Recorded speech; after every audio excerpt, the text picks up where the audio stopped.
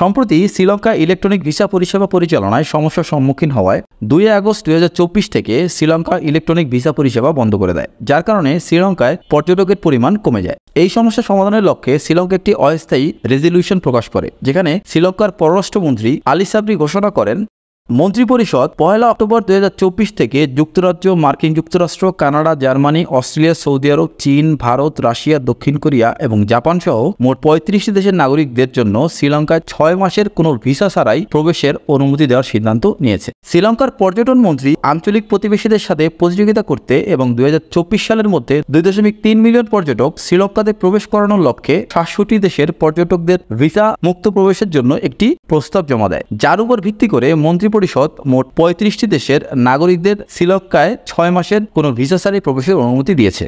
শ্রীলঙ্কার পররাষ্ট্রমন্ত্রী আলী সাবরি তার সামাজিক যোগাযোগ মাধ্যম এক্সে 35 দেশের তালিকা প্রকাশ করেন। সেই লিস্টে কানাডা, জার্মানি, অস্ট্রেলিয়া, সৌদি আরব, চীন সহ ইসরায়েলেরও নাম রয়েছে, যা ইসরায়েলি বাসিন্দাদের কোনো ভিসা ছাড়াই শ্রীলঙ্কাতে প্রবেশের অনুমতি দিবে। 2024 সাল পর্যন্ত ইসরায়েলি নাগরিকদের 171টি দেশ এবং অঞ্চলে ভিসা মুক্ত বা ভিসা অন অ্যারাইভেল অ্যাক্সেস ছিল। এখন 1 অক্টোবর 2024 থেকে ওই লিস্টে শ্রীলঙ্কার নামও অন্তর্ভুক্ত করা হবে।